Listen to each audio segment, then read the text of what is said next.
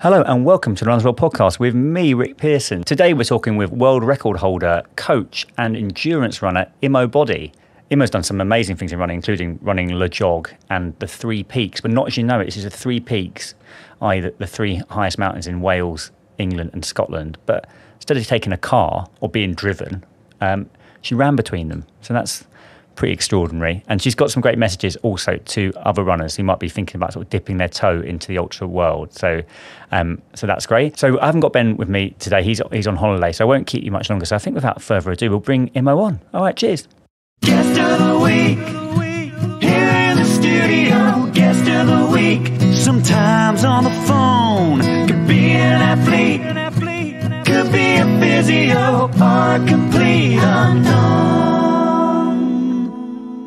So Imo Boddy, welcome to the Runners World podcast. Thank you for having me. Let's start. Obviously you've achieved amazing things in running, but I'm interested in how people like yourself get started. Like, were you actually were you really sporty at school and stuff? Was running always something that you did? It's funny. My story and kind of my why to running is it's pretty simple. I have always been really, really sporty. Played team sport at school rather than running. Yeah. I went to the school in the Lake District, so it was a very I was in the fells, the mountains, the hills, whatever you want to call it. But I was a team sport person rather than a runner, and then it's kind of evolved from there. So yeah. That's interesting because we get some people who are like, oh no, I was like, the worst at PE and I hated running, but also there's obviously people who love running from the start and actually remain good at it, and that sounds like that was more your trajectory. Yeah, no, completely. I fully respect everyone that's like, I wasn't a runner and I got into it, or I hated exercise and I'm now, but I think their stories are amazing. But my story was pretty simple. What was cross country like in the Lake District? It must have been a pretty hard course, I should think. Yeah, I mean, it was actually it was amazing. I went to a school called Sebba, right. In Sebba, in the Lake District, and they have an annual run each year called the Wilson Run, which is a 10-mile fell race. So when you're in your final 2 years at school, so 17, 18, you do this 10-mile fell race. So that was the kind of main event, running event of the year. That's at the school, but it was definitely not the kind of the normal cross country that anyone else would do. It was a pretty grueling race that everyone took part in. But so it was pretty intense. Were you always good? Were you always like one of the kind of quicker runners at school as well? Yeah, I'd say I held my own. I never really focused on kind of running and training and specifically for anything like that. I just kind of had a base on team sport. But yeah, I'd say I held my own. Okay, that's good. Held my own. And how did you get the idea, like at 22, to run Le Jog? Because I sense it's probably something that it's most runners who are doing that are probably 30s and above. I say it's relatively unusual for someone like early 20s to kind of want to take on that kind of challenge. So I'm wondering what motivated you to do it. Yeah, completely. I think as I do more and more, I do realise the kind of reason why ultra runners are a lot older. I think experience kind of is the biggest thing when it comes to running, training, performing in the ultra space. I was always really sporty at school, and I had an opportunity when I left school to go for these Olympic trials called Discover Your Gold, and it's basically kind of like 4 or 8 years out of, I think it's 4 years out of the Olympics. So they kind of go on basically every 4 years when the Olympic cycle or whatever is kind of around. Yeah.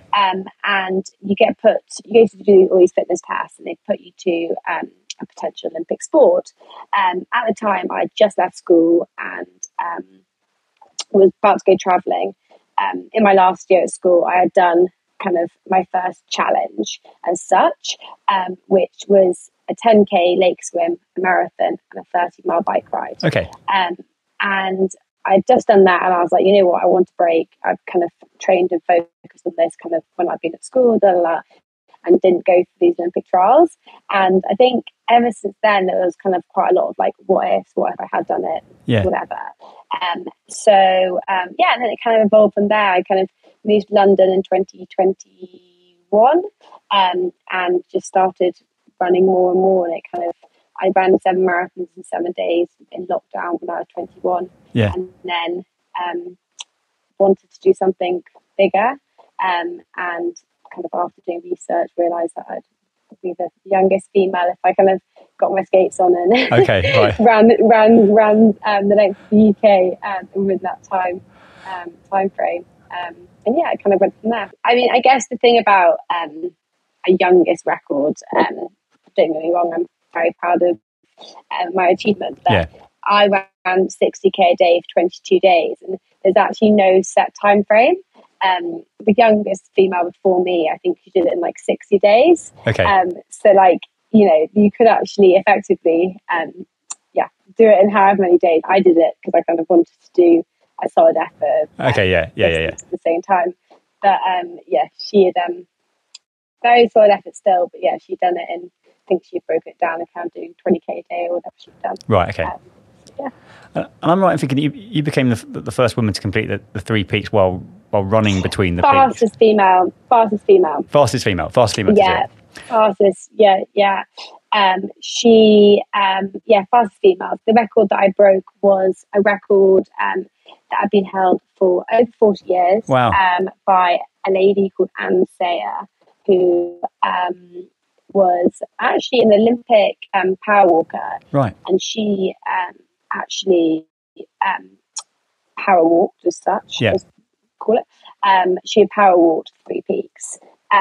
But I think when we kind of like announced the challenge and was thinking about it logistically and like telling people were like, well, she's a power walker, like whatever. But oh my gosh, power walking is so fast. Totally.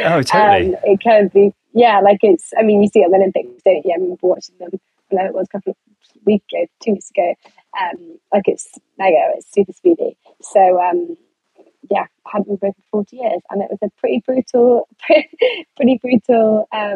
run. I bet it was. Yeah, no, I completely agree with you about kind of hike. I guess we're talking about like fast packing and hiking, aren't we, in the trail world, which is extremely common. But I think there's a reason why a lot of the people who done so well at the Barclay come from a long distance hiking background. I mean, it's totally possible to run to cover 100 miles in under 24 hours if you're an excellent walker. Because we're talking about sort of 4 miles an hour here. So I'm not actually surprised that Anne came from that background. And actually, it doesn't mean that you could just plod around and beat the record. It's like this person's actually walking at jogging speed for most people, right? Yeah, no, completely. I think also like the time frame that I kind of done it, and it's like you need to sleep. You can't do it on like, it's not kind of 3 days when you could be like, you know what, I could actually just power through for like 2-3 days and not sleep. This was actually like, no, you do need the sleep, like you do need the time to sleep and recover. So it was kind of in between, but it was incredibly difficult. The first it was pretty dark. It's funny. I think I've been very lucky to kind of gone to different podcasts and different kind of insights into it.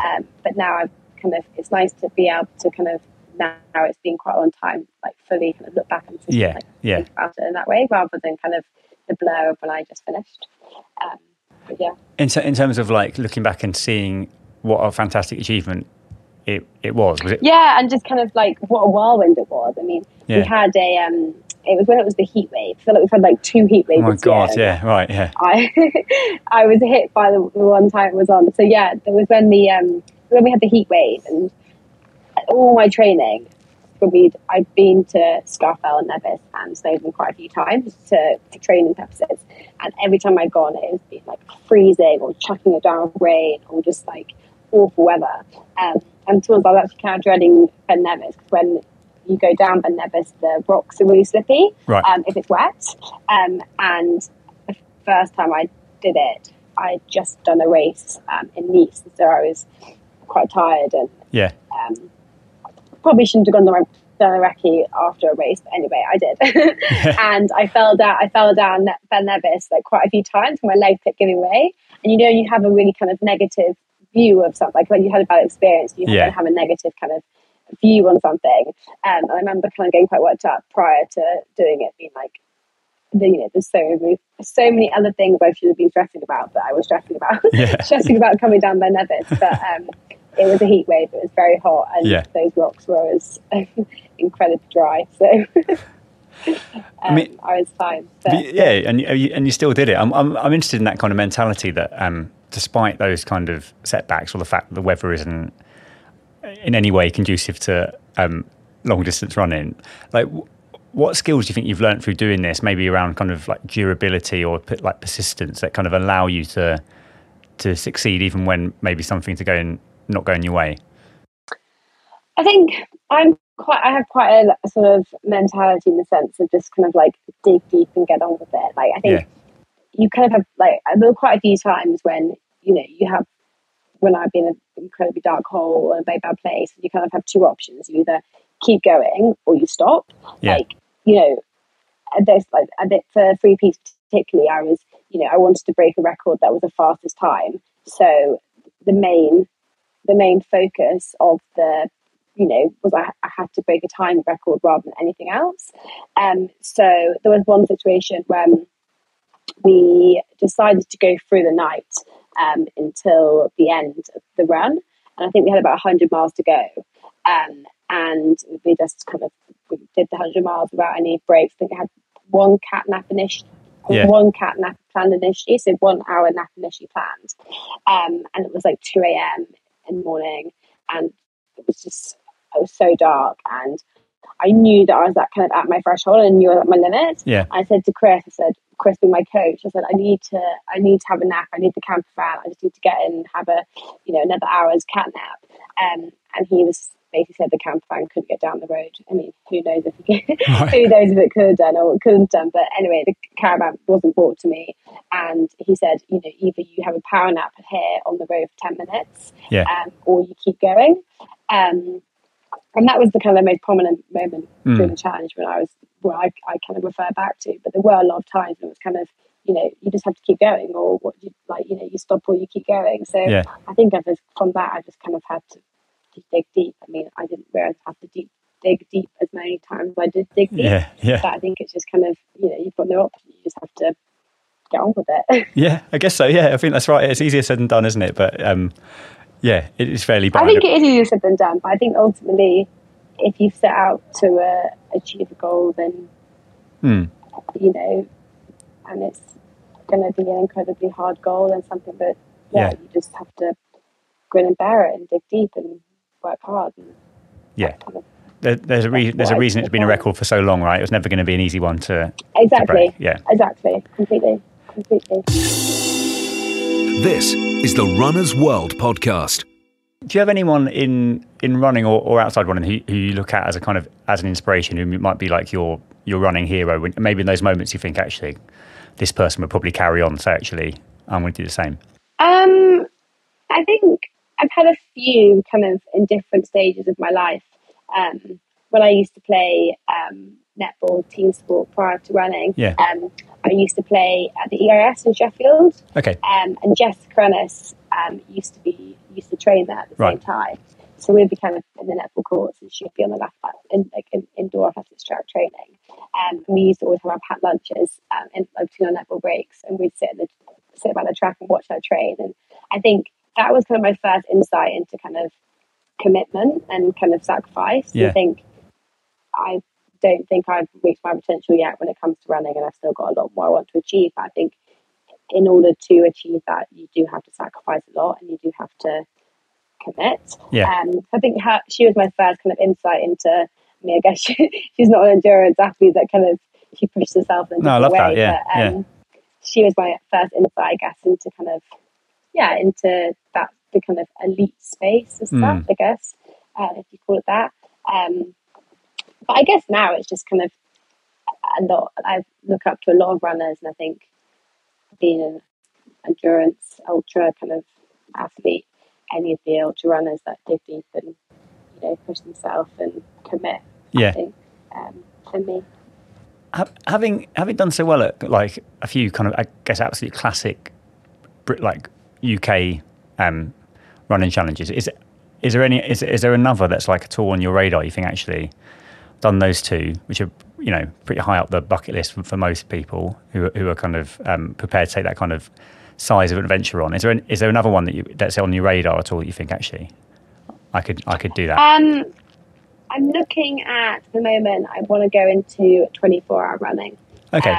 Rather than I think a challenge and a weight and kind of races and with whatever capacity of race you do and whatever challenge you do, they're completely different situations and scenarios. And I think I really love doing challenges, 3 peaks. Kind of looking back, I got more satisfaction from. Satisfaction sounds ridiculous, but like it was more fulfilled from doing 3 peaks than I was joggle. Okay. But I want to do 24-hour running. I'd quite like to qualify, represent GB next year at the World Champ for the 24-hour team if I can. Great. Qualify. But I think I want to get in the race space and get against some other athletes and see where I can go with that. Yeah. Rather than challenges. It's an amazing format, isn't it? 24-hour, because I think for a lot of runners, I would put myself in this bracket as well. It's much more the kind of least appealing end of endurance running, like because often it's round a track, isn't it, or around a kind of 2 or 3 mile, route. And but I've talked to some people. I know Robbie Britton quite well. I know he's kind of very sort of prominent in the British 24-hour scene, and he thinks it's like the kind of purest form of a kind of challenge for ultra runners. Do you subscribe to that as well? Yeah, I think at the moment, I think I live in London, so logistically, I think until I'm in the position to kind of get out, I love the concept of trail running. I went to school in the lakes. I love being outdoors. I love the countryside.